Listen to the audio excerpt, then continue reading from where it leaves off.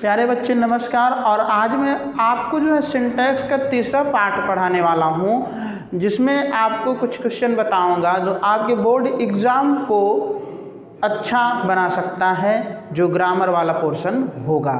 अगर ध्यान से देखेंगे, क्वेश्चन अच्छा अटेम्प्ट करेंगे और मार्क भी आपके बढ़ेंगे। चलिए क्वेश्चन की ओर चलते हैं।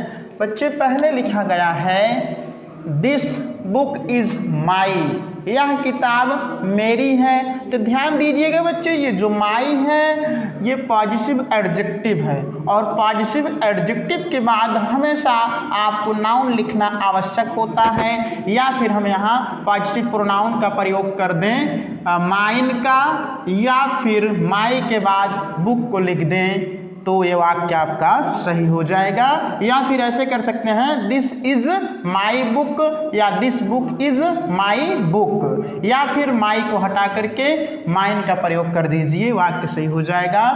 और अगला वाक्य है he is one of those people who knows everything, वह उन लोगों में से एक है जो सब चीज़ें जानते हैं। तो बच्चे ध्यान रखना, यहाँ जो क्रिया लगी है हु के बाद, हु के पहले आने वाले वर्ड के अनुसार लगाई जाती है। तो दोज पीपल प्लूरल नंबर में है, तो यहाँ नोज नहीं नो लिखना है, क्योंकि ये जो आपका वर्ड है ये बहुवचन है, तो क्रिया आपकी जो है यस लगा दी गई है, यस नहीं लगाया जाएगा, यहाँ पर नो होगा। अगला देखिएगा, if I was you I would never do that. बच्चे, कंडीशनल सेंटेंस में आई के साथ वाज नहीं, चाहे सब्जेक्ट एक वचन का हो या बहुवचन को हो, उसके साथ हम वर का प्रयोग करते हैं। तो यहाँ लिखेंगे were, if I were you I would never do that. अगला है he is an European by birth, वह जन्म से यूरोपियन है। तो बच्चे याद रखना,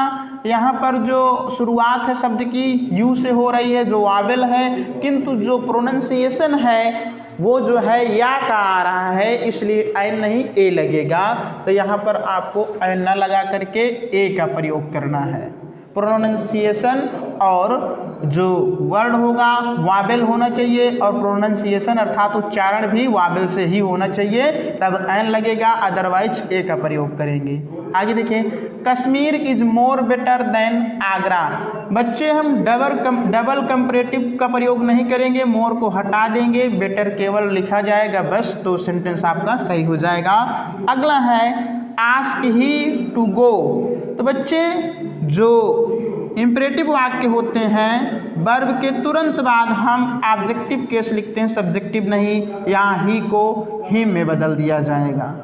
अगला देखिए, he beat the dog by a stick. जब हम किसी माध्यम से क्या अर्थ निकल रहा है बच्चे, वह छड़ी से कुत्ते को पीटता है, तो यहाँ पर क्या करना है आपको, बाई नहीं लगाना है, विद लगाना है।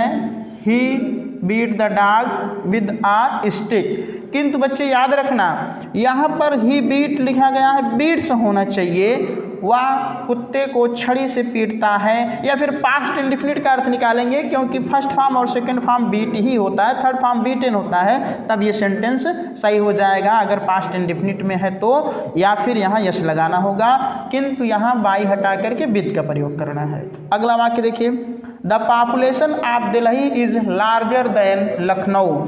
जो दिल्ली की पॉपुलेशन है, जनसंख्या है, वो लखनऊ से बड़ी है, ज़्यादा है। बच्चे ध्यान रखना, तुलना हमेशा समान रूपों में की जाती है, लखनऊ से नहीं, लखनऊ की जनसंख्या से ज़्यादा है, तो यहाँ लिखेंगे then the population of Lucknow, या देन दैट ऑफ लखनऊ लिखेंगे।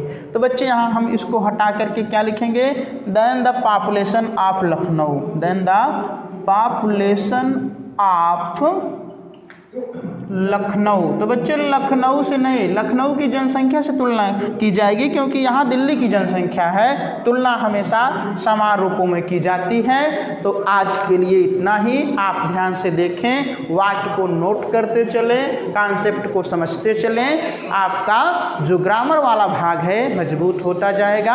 आज के लिए इतना ही, धन्यवाद।